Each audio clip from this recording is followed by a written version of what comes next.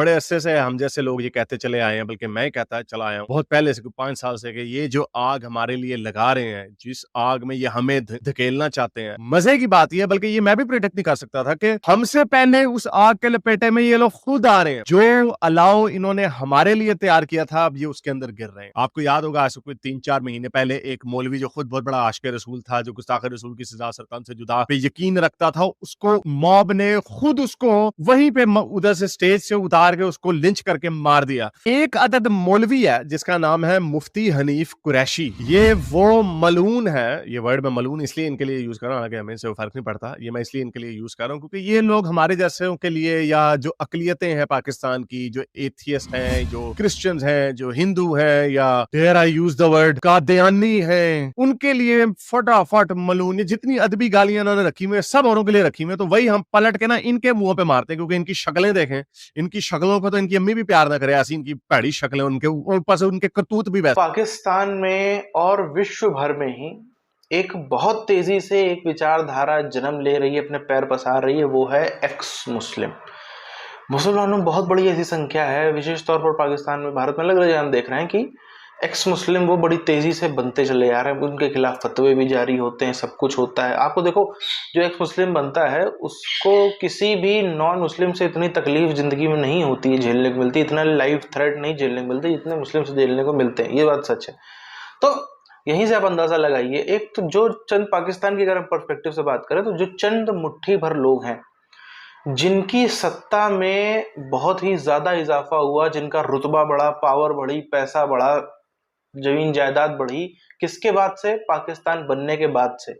और बाकी जो अब बढ़ते बढ़ते 20-21 करोड़ 99% मुस्लिम आबादी है पाकिस्तान की, उसके हाथ में कुछ भी नहीं लगा।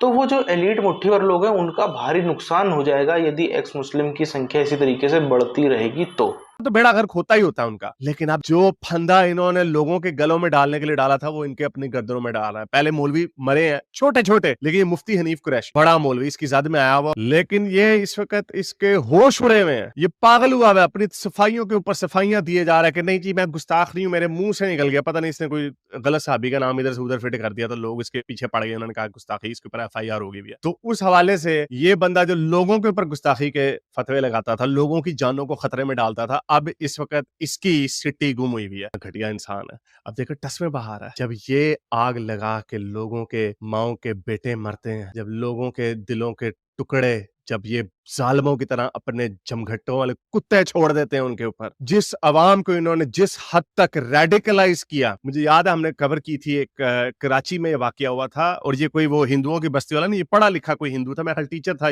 कॉलेज में कहीं पे पढ़ाता था। जमीन पर कुरान के फटे हुए सफे मिले, तो उन्होंने देखा वो घर जो है ना, वहां पे ऊपर एक हिंदू रहता है, तो ये उसी की शरारत होगी। आप जब एक लॉ बनाते हैं, जब आप एक लॉ को फॉर्मलाइज करके कहते हैं कि ये जो कानून है, ये जो जुर्म है, इसकी सजा सिर्फ मौत हो सकती है, तो जब मौत नहीं मिलती तो लोग वो कानून अपने हाथ में ले लेते हैं। उस तरह आपने इन्होंने पूरी आवाम को चार्ज अप किया, लोगों को ये मारते हैं। अब फांसी तो इसको नहीं होगी, इसको जेल भी नहीं उठा के लेके जाएंगे, और मेरे हिसाब से ये ज्यादा डरा हुआ बेचारा, क्योंकि पुलिस ने नहीं इसको मारना, अदालत ने इसको सजा नहीं देनी। इसका बेड़ा आएगा, कोई आशिकाने रसूल उठेगा और इसको कहेगा मुफ्ती साहब आपने गुस्ताखी कर दी है। ट्राइड एंड टेस्टेड बातें हैं ये, जितने मदरसों में मुंह काले कराते हैं बच्चों के साथ, दुनिया के सामने बड़े आपको भाषण दे रहे होते हैं, मोरालिटी की अच्छी अच्छी बातें सुना रहे होते हैं, इस्लाम में ये है, देखिए ये करें, नजरें नीची रखें, और अंदर वहां पे इन्होंने क्या किया था, ये अपने गुनाहों को, अपनी गंदी हरकतों को छुपाने के लिए ज्यादा अपने आप को पायस दिखाते हैं, जरा वो पायस की उर्दू यानी बड़ा परहेजगार किस्म का दिखाते हैं अपने आप। तो ये बना मेरा क्या है, इस रगड़े में आ रहे हैं इस लेवल पे। पहले भी ये होते रहते थे इल्जाम इनके, लेकिन मुनाजरे होते थे वो क्लोज्ड सर्किट होते थे, आम आवाम तक ये बातें पहुंचती नहीं थी। अब ये यूट्यूब जो इनकी बहुत बड़ा इनके लिए सोर्स था अपने प्रोपेगेंडे का, ये ही इनके गले का फंदा बन गया, और ये और चार्ज अप हो गए। अभी गिलगित बल्तिस्तान में इन्होंने रेंजर्स बुलाए थे ये इस पूरे फड्डे में, कि इन्होंने वो अहले तशय्युओं के उसके ऊपर इल्जाम लगाया कि उसने गुस्ताखी सहाबा की है, जो कानून बनाया इन्होंने उसके ऊपर वो बोले, तो उन्होंने वहां पे दंगे शुरू हो गए, हजारों लोग सड़कों पे गिलगित बल्तिस्तान में निकल आए, तो उस पे उन्होंने रेंजर्स बुलाए। अब जाके कल या परसों जाके मामला ठंडा हुआ। तो बच्चू खाने को बिजली देने को पैसे नहीं है, सीने से जवाना, और हम वाकई मजाक उड़ा रहे हैं तुम लोगों का। एक तो तुम लोगों की शक्लें ऐसी हैं जिनको देख के साड़ा हासा निकल जाता, ऊपर से तुम्हारी हरकतें ऐसी, और ये हमें नहीं, तुम आपस में कुत्ते बिल्लों की तरह बड़े सालों से लड़ा रहे हो। इंजीनियर मिर्जा ने जो तुम लोगों का पोल खोला है सबको पता, तुम इंजीनियर मिर्जा को रोज गालियां देते हो। अभी मैं देख रहा था तुमने उसको खंजीर बोला था किसी वीडियो में, या कोई पता नहीं क्या इसी तरह की जितनी अदबी गाली एंड तक जा सकते हैं वो वाली गाली ये लोग देते हैं। काफर कहते हैं, एक दूसरे की तकफीर करते हैं, एक दूसरे की गुस्ताखी के इल्जाम लगाते हैं। इंजीनियर मिर्जा पे मुसलमान है ना, वो तो गुस्ताख नहीं है ना, वो तो कादियानी, उसको भी कादियानी का इल्जाम लगा देते हैं। गुस्ताखे रसूल की सजा मौत है, ये जो नारा मार रहा है मौलवी है ना गुस्ताखे साहबा। अब बताओ जरा, जो इसके मुखालिफ मसलक से जो ताल्लुक रखते हैं उनके लिए तो भाई तुम गुस्ताखे साहबा बन गए। अच्छा, पहले गुस्ताखे रसूल की सजा मौत होती थी, अब गुस्ताखे साहबा भी मौत, गुस्ताखे औलिया भी मौत है। गुस्ताखे ये जो इनका पीर बाबा शाह दाते गंज बादशाह बख्श जो है ना, इनकी गुस्ताखी पे भी मौत है। ये गुस्ताखिस्तान है। 96% इस मुल्क में मुसलमान रहते हैं। 3 बंदों को उन्होंने पकड़ा भी नहीं, छुट छुड़ा जाए, देना ना उनको वाली सजा जो एक गुस्ताखे रसूल या गुस्ताखे कुरान को मिलती है सजा, लगाओ ना इनको सजाएं। तो तुमने चबूतरा तोड़ दिया किसी की मस्जिद का, तुम कौन होते हो भाई? नहीं वो, और चढ़ते कौन है? पेंडू पडारे इस तरह के जाहिल उन्होंने चढ़ाए होते हैं ऊपर। पीछे कौन रहते हैं? ये वाले लोग। बच्चू तुम भी नहीं बचोगे, ये मैं बड़े अरसे से कहता चला आ रहा हूं। मैं कोई नबी नुबी नहीं हूं, लेकिन मेरे पास इसी तरह खोपड़ी में मेरे अंदर दिमाग है। ये हिस्ट्री जो है ना, ये पहले 1000 दफा इस तरह चल चुकी है। जो लोग आग लोगों के लिए लगाते हैं वो उसके अंदर गिर जाते हैं। मुहावरे एवं नहीं बने हुए। देखिए, मैंने हमेशा कहा है कि नाजिया इलाही खान संविधान मानती है, नाजिया इलाही खान शिक्षा मानती है, नाजिया इलाही खान इस भारत की मिट्टी को अपनी माँ मानती है। मेरे लिए मेरी माँ की जो इज्जत है, मेरे लिए मेरी माँ के लिए जो तड़प है, मेरे लिए मेरी माँ के लिए जो इमोशन है, सेम इक्वली मेरी भारत माता के लिए है। मेरी माँ ने मुझे जन्म दिया है और इस भारत माता ने मुझे एक आइडेंटिफिकेशन दी है। भारत की ये खूबसूरती है, भारत का ये करिश्मा है, भारत का ये चार्म है कि आप जब रोड पर निकलिएगा ना, तो जो लोग पॉलिटिकली इन्वॉल्वमेंट नहीं रखते हैं, या जो लोग कोर्ट में प्रैक्टिस नहीं करते हैं, या जो लोग बहुत नॉर्मल से लोग हैं, अगर आप उनसे भी पूछिएगा ना कि संविधान या रिलीजन, तो वो कहेंगे संविधान।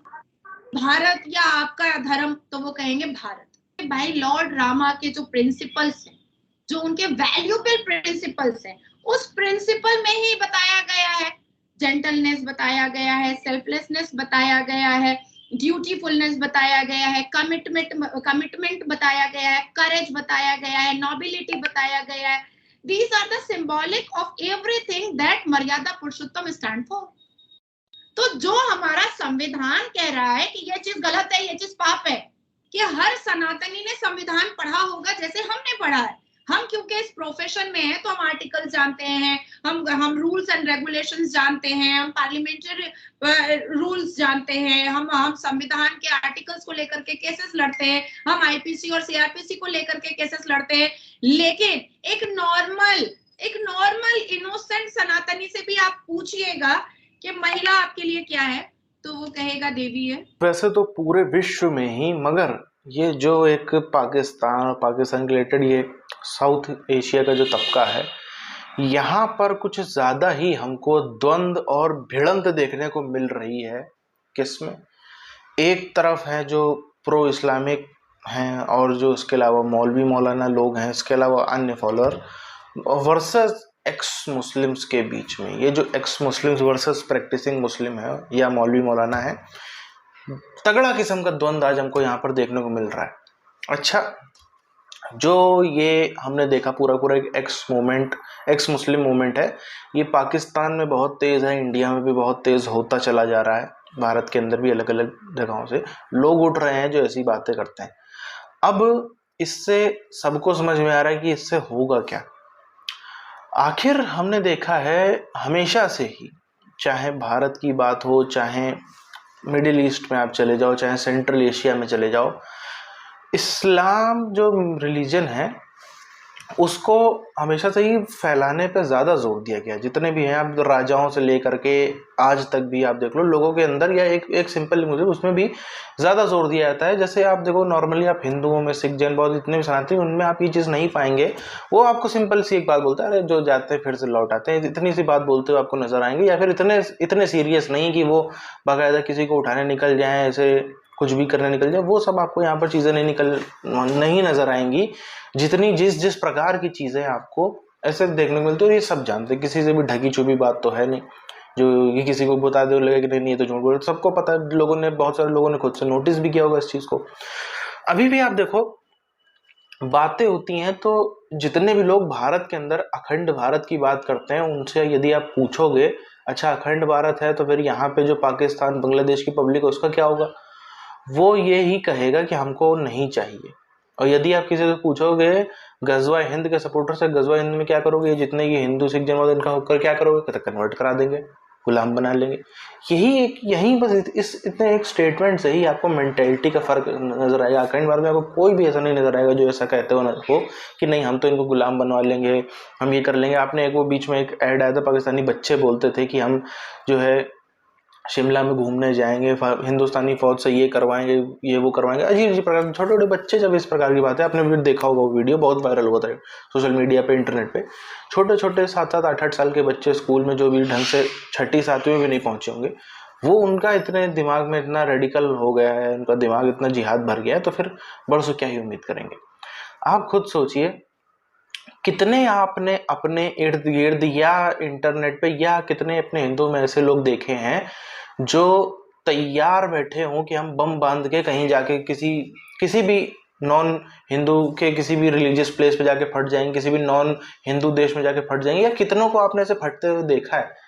आपको एक एग्जांपल भी नहीं मिलेगा ऐसे कोई हिंदू सिख जैन बौद्ध सनातनी सुसाइड बॉम्बर का, होते ही नहीं है। मगर उधर आपको सब कुछ ऐसा मिल जाएगा। बकायदा लोग लाइन में लगाते हैं। लोग जिनका सिलेक्शन नहीं हो पाता है वो दुखी होते हैं कि मैं इतना खुशनसीब क्यों नहीं हूं कि मुझको बम बांध के फटने का मौका नहीं मिला।